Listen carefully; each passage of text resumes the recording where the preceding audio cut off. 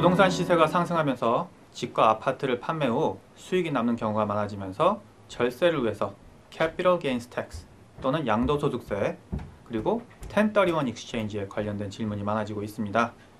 최근에 한인타운에 있는 투자용 아파트를 판매하면서 한 바이어분이 다음과 같이 말씀하셨는데요.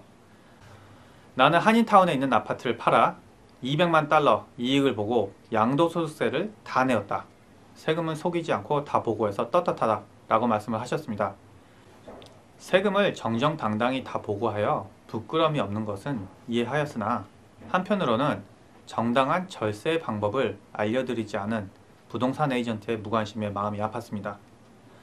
부동산의 판매 후 이익이 있을 경우에는 이에 대한 양도소득세를 지불하여야 하며 투자용이나 거주용 주택 모두 같은 세율을 적용받습니다.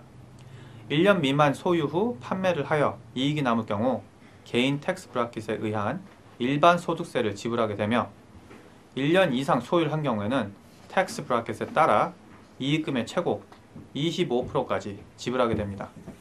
주거용 주택은 양도소득세의 면제를 받을 수도 있는데요. 판매가 종료되는 시점에서 집을 소유한 지난 5년간 2년 이상 주인이 거주를 한 경우에 이것이 해당이 되겠습니다. 개인의 소유 시에는 25만 불까지, 부부의 소유 시에는 50만 불까지의 이익을 면세받습니다. 그 이상의 소득은 양도소득세의 대상이 됩니다. 1031 Tax Deferred Exchange는 부동산 투자자에게 가장 큰 절세의 도구가 되겠습니다. 부동산 판매 후 양도소득세의 지불을 미루며 세금을 아낀 만큼 더 큰 부동산에 투자할 수 있게 해주기 때문입니다. 위에 말씀하신 한인타운의 바이의 경우 200만 달러의 이익에 해당하는 양도소득세의 경우 최고 25%까지 세금을 내야 하므로 30만 불 또는 그 이상에 해당하는 세금을 지불하셔야 했습니다.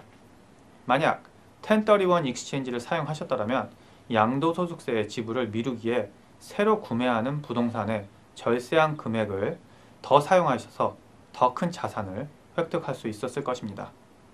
지금 세금을 지불하겠나 아니면 나중에 세금을 지불하겠나의 질문에 지금이라고 대답하는 사람은 없을 것입니다.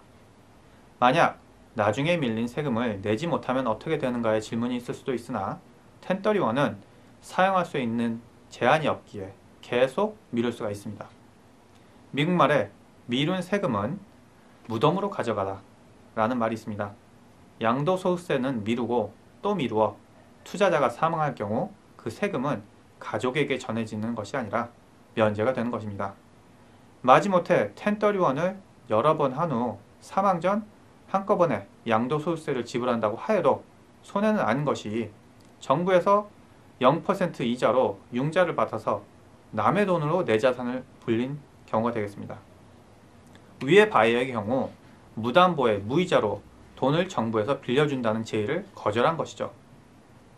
1031의 사용 조건은 투자용 부동산이어야 하며 소유하고 있는 부동산의 판매일을 기준으로 45일 이전 아니면 이후로 갈아탈 부동산을 지목하여야 하고요. 또 그 판매일에서 180일 이전 아니면 이후로 갈아탈 부동산의 구매를 종료하여야 합니다. 새로 구매한 부동산은 같거나 더 비싼 금액이어야 하며 이익금은 1031 익스체인지를 해주는 회사가 소유하고 있다가 구매하는 부동산의 다음 페이먼트가 되어야 합니다. 이익금의 일부 또는 전부를 투자자가 받을 수는 있으나 수령한 금액에 대해서는 양도소득세의 대상이 되겠습니다. 투자와 절세는 같이 알아야지 투자로 아무리 돈을 많이 벌더라도 이익금을 세금으로 다 낸다면 빚 좋은 개살구이겠죠. 또한 남의 돈으로 내 자산을 많이 불릴 줄 아는 방법을 아는 것이야말로 진정한 투자자가 아닌가 싶습니다.